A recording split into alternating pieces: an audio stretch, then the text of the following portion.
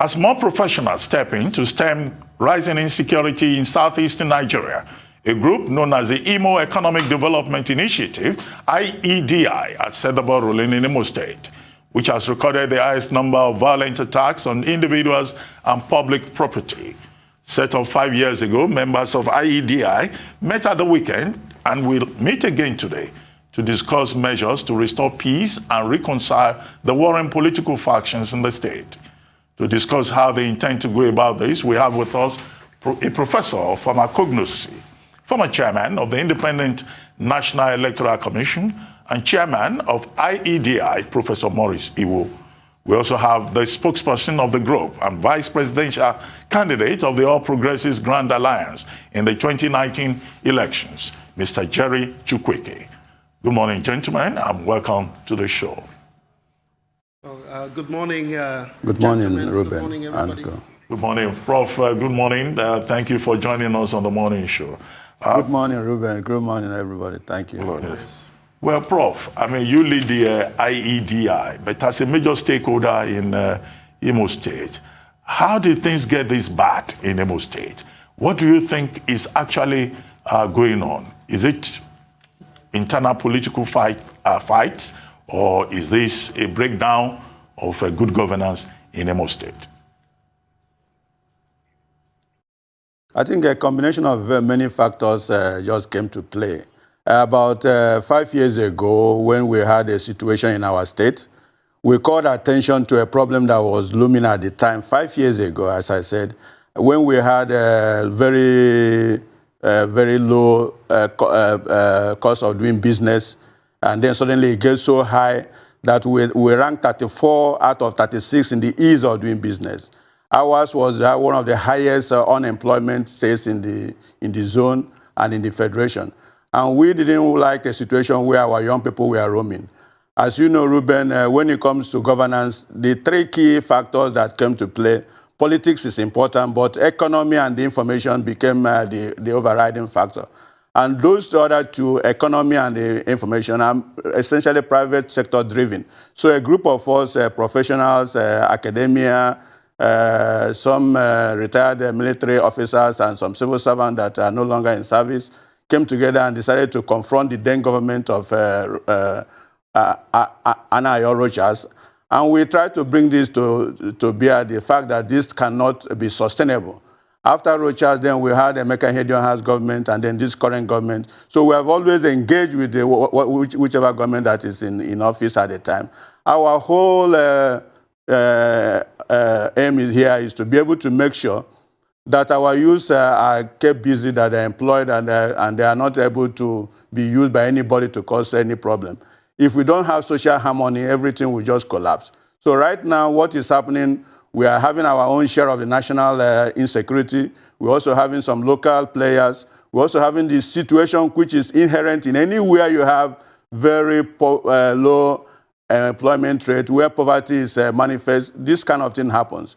We don't know what is the main trigger, but whatever is the trigger, if we don't have our people who are ready to be used, then it will not happen. So what we are trying to do here is to call attention to a problem. We'll be able to sit together, put our heads together, and then see how we can go beyond just the blame game. We have seen a whole lot of things happening, but some of the things that happen in our state actually is surprising because we are not like that. Imo State is a laid-back place. In fact, people make a joke with us. They're saying that what we know about is how to really enjoy our lives. In fact, our neighbors said that once we feed ourselves and eat our stockfish, that we don't care about the world. We don't take any offense at that. People come to Imo State for vacations and so on, but that doesn't happen any longer. So that is why we think the time has come for us to ask basic questions. Why Imo State? Why is it that people who are pretending or saying that they want to help us solve a problem we have with the herdsmen are now attacking us and attacking policemen who are there to guide us? What is going on? That is actually what we want to do. Luckily, we do have a lot of partners, people who are also sharing our issues. The bishops, the religious leaders have come together, and we are trying to have an all-stakeholders meeting, starting from the one we're having today by 4 o'clock online, and then a physical meeting where we'll ask the people on the ground what is going on. And we'll also be able to engage the security people and find out a way forward to what is going on. We know that so many things are happening and every issue will be interrogated, and we are hopeful that at the end of the day, whatever it is, we'll be able to find solutions to them. We have been engaged a lot of people in the past, and that same method is what we are using, Ruben, to be able to see how we can be able to look at what is actually the driving force behind the insecurity. It's totally unlike Imo State. Imo State is a peaceful, calm place. Thank you. Right, Mr. Chukwueke, my question is for you. Now you're having a meeting of Imolites as a follow-up to one you had on the 6th of this month. What is on the agenda of that meeting, and what do you hope to resolve? Tundun, thank you very much. As you can imagine, where Imo is traumatized, and good people and people who mean well for our state cannot stay quiet any longer. So our group, as Prof had enumerated, came together in an emergency meeting, and we were very clear that we are going to work by facilitating the all stakeholders meeting, the bishops and the religious leaders are calling for in short order. But before I go even further, let me be very clear that the Imo Economic Development Initiative condemns unequivocally all killings in Imo State, all killings. And our sympathy and condolences go to the families who have lost loved ones, including families of security agents. And everyone else has been affected by this mayhem. And we pray God to come to their aid and console them. That's one. Number two, as part of what we've discussed and decided, is to urge the people of Imo State to please stay calm and let's stop these killings. Because whatever these issues with regards to strong perceptions out there, particularly by young people, with regards to marginalization, be it the issue of injustice or issues such as inequity and unfairness in the Project Nigeria, that if those are real or even perceived, that violence cannot be a means to achieving any positive results, and that we must take a deep breath and stop and restore peace and quiet. We have also, in our meetings, are going to focus, as we've appealed to Imo people, that all parties should please, in an open-minded way, come to the table under the umbrella of the bishops and religious leaders. There is a neutral body. Well, not on anybody's sides. What we want is to help restore peace in Imo. I'm sure you know that only recently, you can take a look at the incredible hospitality and the leisure and business in Imo State in terms of opportunities. As we speak, there are over 100 registered high-quality hotels and suites in Imo State, holiday resorts, numerous quality restaurants and eateries, and all the things that give Imo the excitement that it always brought to the table. In addition to education opportunities, and in fact the growing healthcare and tourism, health tourism business in Imo State. This was a foundational issue of our IEDI. Now that is just totally being destroyed by day. I remind you again that when you look at what's happened in our country over the last several years with regards to inflows from Nigerians in the diaspora, this country has averaged over $24 billion a year in direct inflows from Nigerians in the diaspora. Imo State was a major beneficiary of that. Close to 25% of all of that money came to Imo State. It was a major sustenance factor in our economy. Now, with the COVID situation that ravaged the world, if you look at numbers last year, that inflow from the diaspora is down by about 18%, and Imo is hurting because not only did we lose revenue there, But a lot of people in the diaspora today, because of the crisis in Imo, are moving their relations and friends out of Imo State to safer grounds. And these monies will follow their relations where they go. So we lose more. Now, to compound it, you know how the issue of FAC and revenues is dwindled for the states and how Imo has been impacted by that. So if you take a look at the current allocations, Imo is receiving about 3/3, if not less, of what it was receiving 4 or 5 years ago. So Imo is under pressure economically. And what we want to do is to help restore peace and quiet and regain the confidence that Imo needs to attract investment. That's what Imo is good at. We have the greatest number of young people who are graduating from the universities, who seek university education. Many of them have come out, no jobs for a long time, and some of them didn't have the proper quality education and skills that would make them employable.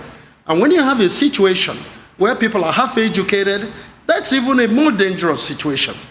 But I dare say that when you now look at the overall picture, you say to yourself, what do we now do with Imo youth? Because that's the crux of the matter. For many governments, successive governments over the last 20 years, not just the issues that we've heard from the IMF and the World Bank and the United Nations about the existential threat of this huge number, growing number, 50% of our population or better of young people, 60% of them unemployed. There's been growing for decades. And that we're going to get to a point where the chicken was going to come home to roost. So when you have this very significant part of our population unemployed, and they get to that point of hopelessness because they become so vulnerable. They're being kicked out of Ghana, for example. Shops shut down. You've seen the tragedy of all the moves to escape the Nigerian project by way of the Sahara Desert and Libya and what that cost our people. Look at what's happening now in Kenya. And they're trying to get our people out of there and say, go back to your country. We saw what happened in South Africa. So it looks like young people are being boxed in by this adverse effect of all of these issues I'm enumerating come together to max pressure on our young people to a point of desperation. And when you have a hopeless and a helpless human being, young, that now understands how the world is operating, they're on Twitter, they're on social media, they know how young people are faring all over the world. All they seek is an opportunity to also actualize their own dreams. And what is wrong with that? Okay, sir. So we need to get to that point where young people become a focus. Okay. And we create opportunities and enabling environment to empower them. Money is awash all over Europe and America. Okay. And they're looking for investment opportunities, and they can't come here if we're not properly organized. I mean, I get your point. So for me, will be this. You've said all the good stuff, like we all want to hear. But the shocking part for me is a survey was done as a 2014 National University Commission, and they discovered that Imo State had the largest number of university professors in Nigeria. I got into the airport, into Imo State, even more than Ekiti. I got into the airport, got around Imo once, a couple of years back, started talking to this taxi driver. Voila, turns out he's got a PhD. And that's the face of Imo today. Taxi drivers with PhDs, no work.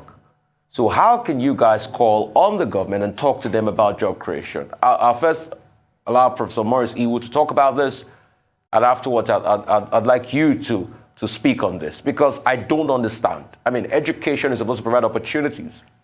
The Imolites have gone to school now. They've got PhDs, but they're driving taxis on the streets in Imo. How, Prof? Thank you. I think that is the big question. What we actually want government to do is actually to restore social harmony. We know, as I mentioned, the economy is better and sustainable if it is private sector driven. What we want government to do is to have the enabling environment to be able to do that. Interestingly, some of the large players in the economy of Imo State are now from Imo State. We have the Watersmith, for example, which is a major oil company in our state. It's not from Imo State. We have the Seplat, who also invests in the state. It's not from Imo State. So what we are trying to do is to make Imo State a haven where people can invest their money in a peaceful atmosphere. Without peace, all that will just go away immediately. We're also having a major agricultural industry coming on. Not agriculture in the terms of large-scale farming in the open land. We are going to deploy aquaculture. We are going to do a lot of added value to the crops and so on. Crops grown elsewhere we bring to Imo State to be able to develop and so on. We want to invest massively on IT industry. One of our sons, Leostan Eke, has the biggest private sector IT industry in Nigeria. We want to bring all that home. The only way we can do that is if we have the enabling environment, which the first and foremost is peace. We are not looking on government. The days of government is actually gone. The whole idea of nation state is an old-fashioned idea. We don't want government to be the one driving force. No. We are gone beyond that. We are really thinking seriously and developing strategies to be able to curb that. If we are allowed to stay uninterrupted for a while, Imo State will be the heaven we are dreaming of, because we are focusing on the future, on technology. There was a report done by the UK, actually done by our daughter Okonjo-Iweala and others, that talked about the next generation Nigerians, and that's what we are looking at. In 30 years, what will be our biggest export industry is not going to be oil. It's going to be the number of people who have skills, who can be able to trade with those skills, service with those skills, and bring back money back home. So those of us who are back home, the older ones, will just be there, being able to benefit from the kind of things that's happening elsewhere. People will actually be working for us overseas, and money will be coming in based on investment on the young people. So our biggest industry is not going to be oil, not going to be agriculture, not going to be IT, but human beings, brains that will be able to work elsewhere, bring back money back home. So that's why what we're telling the successive government in Imo State, we preach that to Rochas. We are preaching that now to the current governor. We have to massively invest in our youth. Luckily the governor bought into that too, and they're going to do that. But before and foremost, before we can even do any of that, we must have peace in our state. We must have social harmony. And as I said, the three factors that drive the modern development: politics, I know, is important, but the economy and the information are totally in the private sector. And the information aggregators like you and the others will be able to help play their role, but the economy itself has to be private sector driven. Anything short of that is just waste of money, which government in Nigeria for years have been doing. You see the refineries that are dormant, you see or anything government touches and seems to kill it. So what we are more interested in is the private sector. Even during the COVID-19 pandemic, during the height of it, you saw that what happened in Imo State. It was the private sector laboratory that was the only approved testing laboratory that we had. It was the second in the country, and it was private sector driven.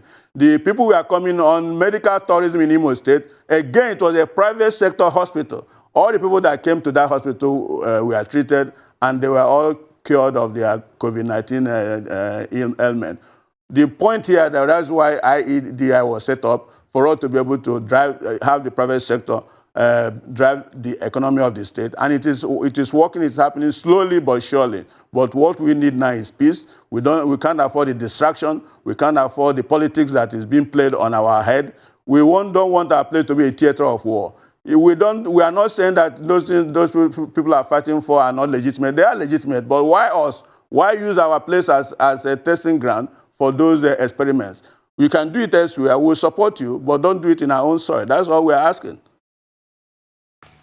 Well, you wanted Mr. Chukwueke to comment on... Just quickly, if you can quickly comment on that, maybe in about a minute, please, sir. Thank you again. Prof is absolutely correct. And when you look at what's going on in Imo today, you can find so many aggrieved parties. What we are interested in is asking all parties to please bear in mind that Imo is the only state we have. It's our only home. And you know, if we don't address this and do so effectively, now, without further delay, it could move into a different phase of a class war. And people are talking about known gunmen and politicians, trying their hands in different ways. But even private citizens who are perceived to be of means are going to be at risk. Because it will become very shortly an issue of, look at the man in that car. Look at the car he's driving. Look at the clothes he's wearing. Look at the house he lives in. They are the oppressors. This is what the young people's mindset is starting to become. Not just in Imo, in the Southeast and all parts of Nigeria, I would reckon. And so this is an existential threat. And I say this without being an alarmist. The truth of the matter is, young people in Nigeria, particularly in the Southeast, feel that they're oppressed and that we haven't done the job to look after them. And we haven't made a concerted effort to create opportunities and enabling environment for them to have their own dreams and aspirations met as well. And before you know it, it's going to become personalized and individualized. And security now grows from unknown gunmen and police and this and that, and before you know it, is now individuals that are being targeted. So it's very serious business that we must do something very urgently. Well, very quickly, I would like to ask, IEDI is said to be apolitical, but in the list of likely participants that I've seen, I didn't quite see an indication that the state government or politicians have been invited. Is that the case? Is it deliberate? And then is it an open invitation program? That is the virtual conference that you are planning for today, or it's something that anyone can join? And if it is open, what are the details in terms of participation? Because there may well be persons who are listening to this conversation and who may be interested, who may have ideas as to how to move Imo State forward. If I may respond to that quickly, what is abundantly clear is that Imolites and Nigerians who have interest in Imo are all part of the Imo family. And we want their input, we want advice. We want them to reach out to their local communities and contacts in Imo and say to them, hold it, stop. That's phase one, stop the violence. We can do it. Reaching out to our respective communities and families and saying to them, and particularly the young people, hold your fire, stop. Now, but let me say this. Imolites, absolutely, in terms of real opportunities for them, need the peace and quiet. And that is also why we are appealing to the security agents. We know how sensitive it is when a community starts to engage in violence against security personnel. It's a sensitive matter. And so we are saying to our people, please bear that in mind. And security people also have a responsibility not to disrespect the human rights of Imolites. There should be no collective punishment, should not be indiscriminate arrests and detentions, and of course extrajudicial killings. Let us all take a deep breath and calm down for the sake of our people and our state. There are too many, just too many avenues of challenges facing this country. What we don't need in Imo is what's going on now. And with regards to the issue of government participation, we're encouraging the government to participate, including the political parties. It's an all stakeholders meeting that the bishops and religious leaders are putting together, and we are backing them full and complete and helping facilitate it. And in fact, welcome all Imolites, including Imolites that are making big monies in terms of investments and inflows into Imo State from the diaspora. We welcome them and their active participation and ideas, and them reaching out to their communities to say, please stop. Let us talk about this. So the political parties, political gladiators, we're asking everybody for the sake of our people to please take a deep breath and let's come together and find a way forward. I read some press releases from the governor of Imo State yesterday from Abuja, he was pretty much saying the same thing. He said, look, that he only cannot guarantee security in Imo State. And he says it's for Imo people to now come together and get involved, and that he was willing and ready to do so. All parties should be, and no holds barred. And let's drop all the preconditions. Let's see how we get a solution going for the sake of our people. Well, thank you, Mr. Chukwueke. That leads me neatly to my next question, which I'll direct to Professor Iwu, about Governor Hope Uzodima's comments saying that all stakeholders should come together. So I'm sure he looks with approval at the initiative, a political initiative, I must stress, that you're having this meeting that you've launched. However, I want your take on the problems, on exactly who or what is fomenting the problems in Imo State. Because Mr. Chukwueke made a comment about Imo being a home for all of you. But is it actually a problem with Imolites, between Imolites, or are there other outside parties? What exactly is the root cause? Because that does need to be addressed.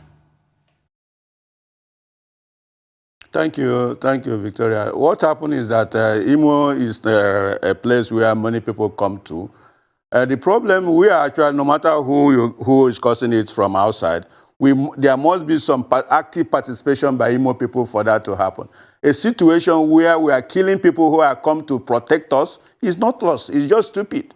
We cannot be killing policemen who are there to come and protect us, and that worries us. We cannot have our young people being molested and so on because of our own excesses. That affects us. So when you're talking about the cause, I think we are part of the cause, we the Imolites, so we cannot exonerate ourselves completely.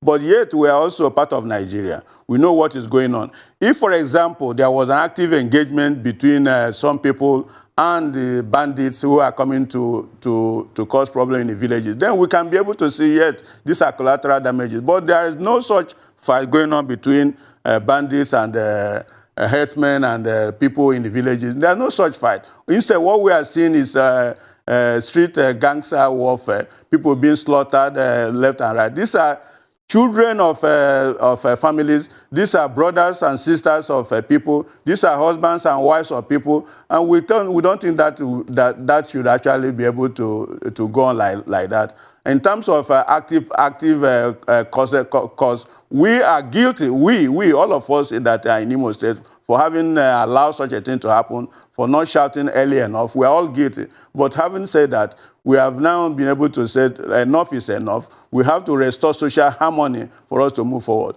Luckily for us in IEDI, for the last 3 governments, we have had a situation which was not something we lobbied for, that both in Rocha's government, we had our members who were party to that government. During Emeka Ihedioha's regime, I would say that we were a dominant factor in that. A lot of our members were in that government. During this particular government, interestingly enough, the deputy governor of the state, Professor Njoku, is a member. I was going to say was a member, but he's on kind of leave now. But when he finishes his term of office, hopefully he'll be able to return back to us, so that we're able to have the reach in terms of those whom we can call to notice. We don't also like to put the governments on notice openly in public. We take issues with them, as I said, from Rocha's to Emeka Ihedioha to current government. We try to look at policies that affect our people. And all we are asking is very simple. We are not even asking for investment. No. We are just asking them to allow the enabling environment to reign, restore social harmony. And part of the social harmony issue is the peace and security of our people. Our people are not lazy. We are enterprising people. We are so sure, almost confident to the point that you say that we may be actually arrogant about it. That left alone, the Igbo man, the Imolite will be able to restore peace in our place and be able to take care of our own. We are creating industries gradually but surely. One of our sons is trying to open up a retraining program whereby our graduates will be retooled and retrained for the modern market. As I said, we are preparing the next generation to be able to compete with anybody anywhere in the world, not just to be here dragging for who is going to be assistant secretary of this, who is going to be deputy director of that in a ministry. Those things are anachronistic. The nation state has gone, and we are looking forward to a situation where the individual plays his role, regardless of whether he's in a smaller village in Imo State, to be able to compete with the rest of the world. And we are really doing that. So this meeting we are calling is open to everybody. But the actual negotiation in terms of the peace conference will be a limited number of people so that they'll be able to talk to each other freely and openly and be able to address the issues concerned. And we are so certain that if we close our ranks and bind together, that even if the external forces will be able to contend with those external forces. Prof, I still want to stay on you. You've said it rightly, and the truth is people need development in Imo State. And I think Amartya Sen will always say that development is expansion of the freedoms of people. Part of this freedom involves political freedom. We cannot disconnect what is happening in Imo now from the Supreme Court ruling. We cannot disconnect that. And Prof, I'm going to put this to you because you've been in the political sphere yourself. You know, you led the COVID-19 charge for the incumbent governor, Hope Uzodimma.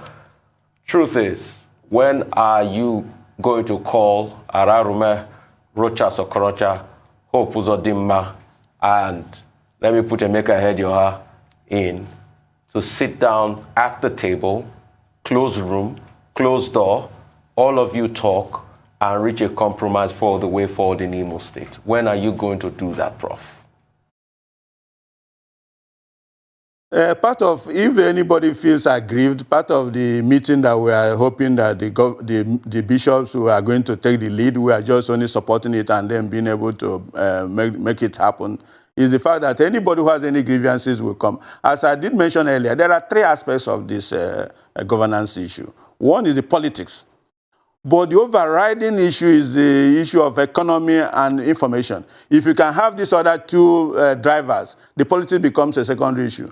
Governance should be separated. Yes, they are very close to politics, but should be separated from the actual day-to-day political issues. We have a very delicate situation here.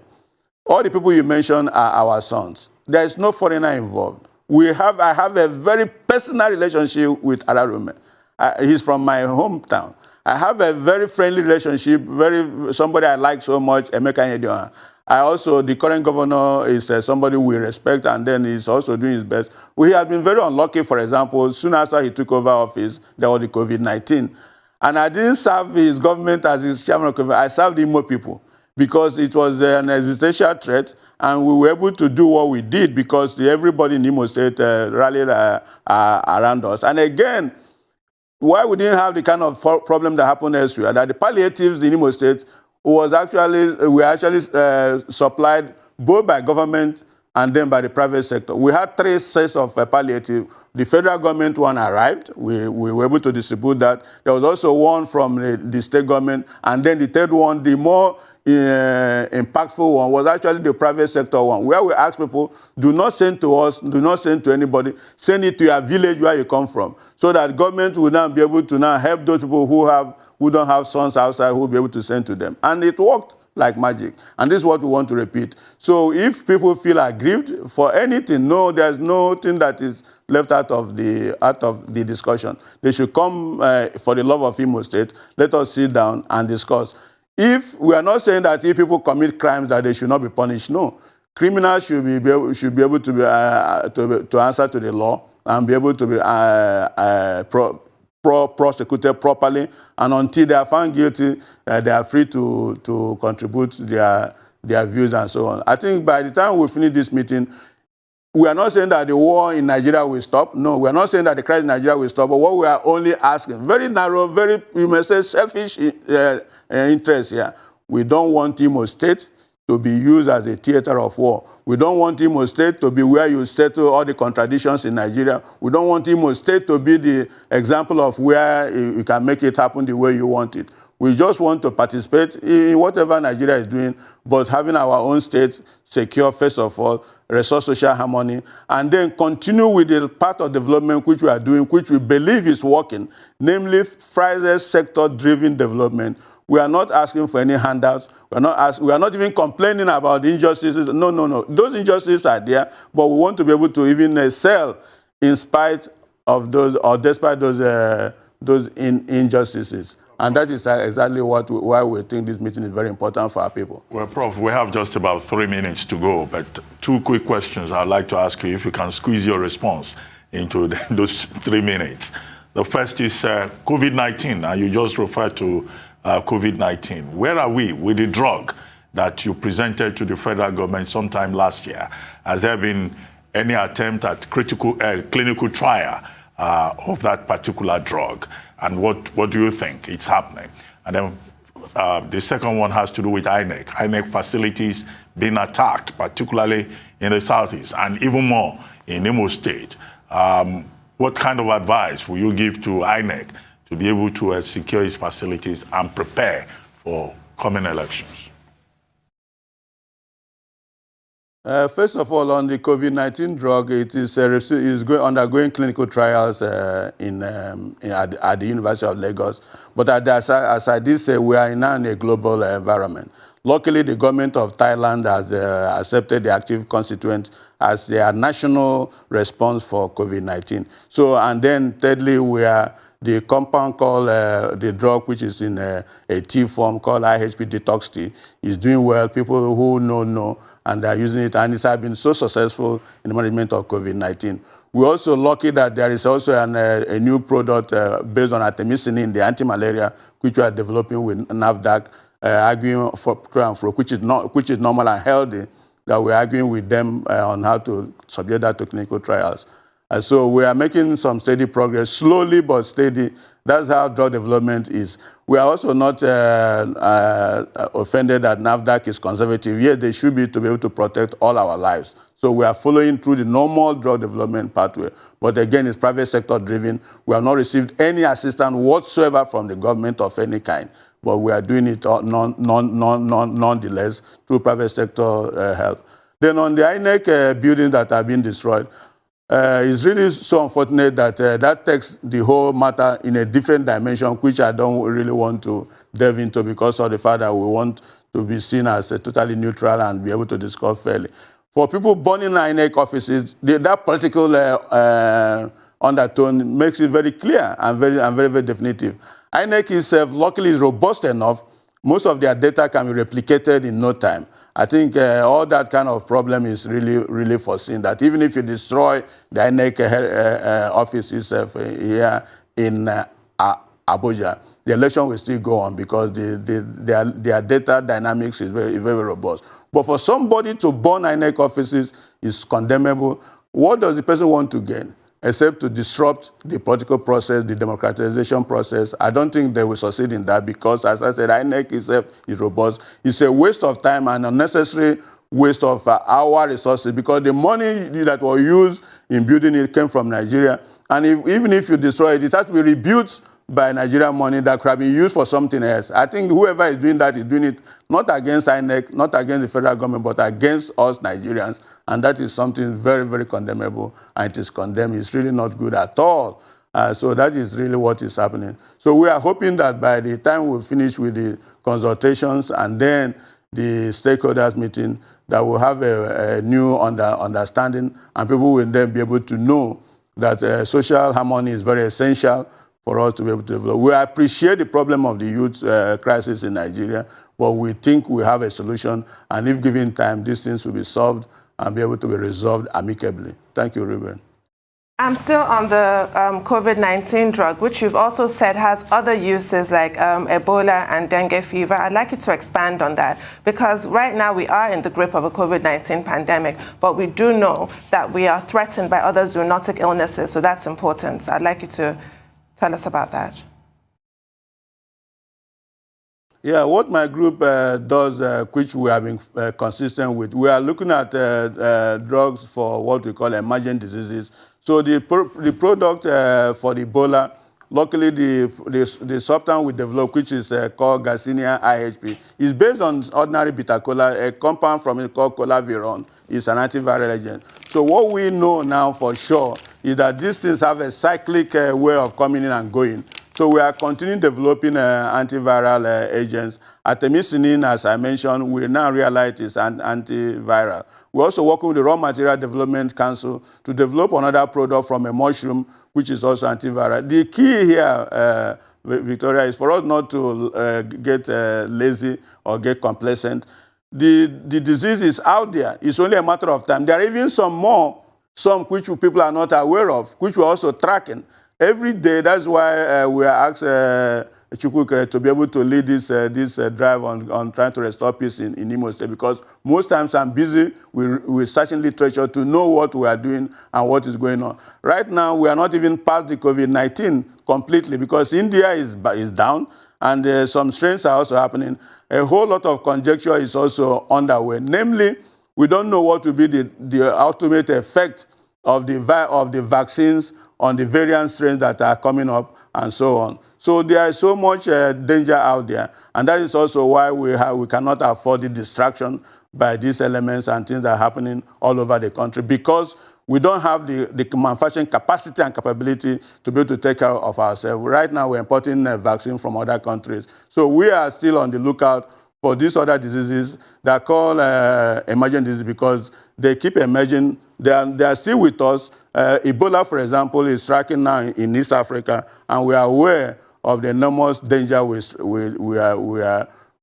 face if just one passenger comes to Nigeria with Ebola. Dengue fever is also a problem, but we have products that are on the pipeline. What we did when this COVID-19 came up was to make the world know that COVID is not new. It is an old virus, but that made a re-emergence, which is what we are tracking now. Thank you, Victoria.